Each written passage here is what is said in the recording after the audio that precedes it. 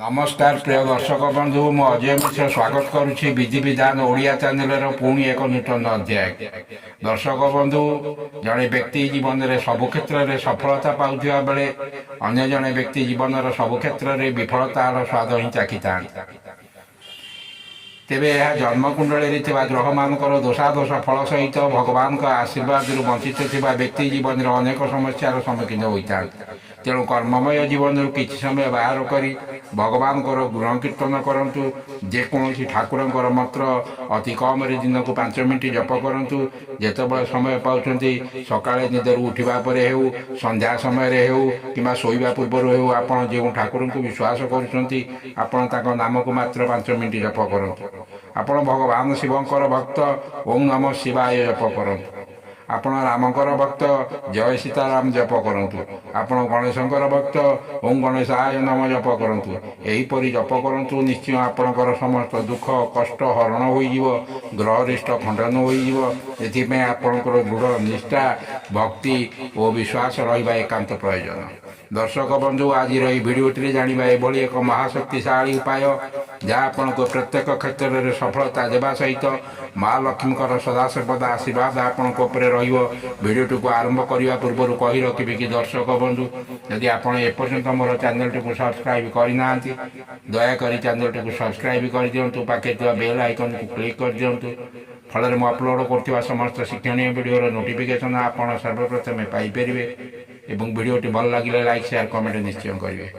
दर्शक बंधु माँ लक्ष्मी को प्रसन्न करने यह एक अति छोट उपाय। एपाई आमको किसी भी खर्च करने को पड़ न था। आपणकर मूल्यवान समय नष्ट हो न था।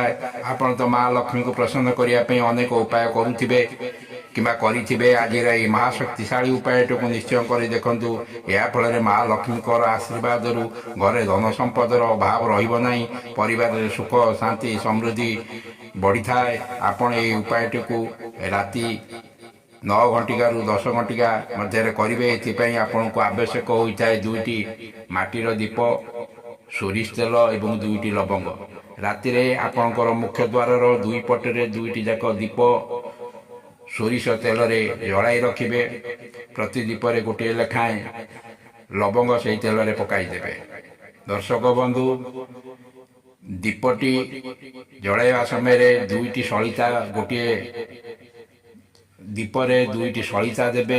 दीप जलाउथिबा समय पुरुष लोक बा महिला परिवार जेकोसी पुरुष व्यक्ति हुंतु कि महिला ए दीप को जलाई पारे। किंतु मुंड जलाइबे मुंडरे ओढ़णी कि रुमालू पकाइबे एवं दीपटी को जो रखिए दीप तले अरुआ चाउल कि धान रखिए, दीपटी को तले बसाइबे नहीं।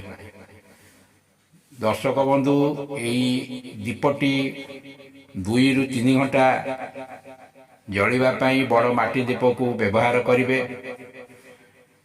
दीपटी आपण जदि 9टा समय लगाउछंती तेबे दीपटी को 12टा राति 12टा पर्यंत दीपटी को जलाइबे। जदि 10टारे रखुछंती राति 1 पर्यंत जलाई रखंतु। प्राय मिनिमम 2-3 घंटा दीपटी को जलाइबे।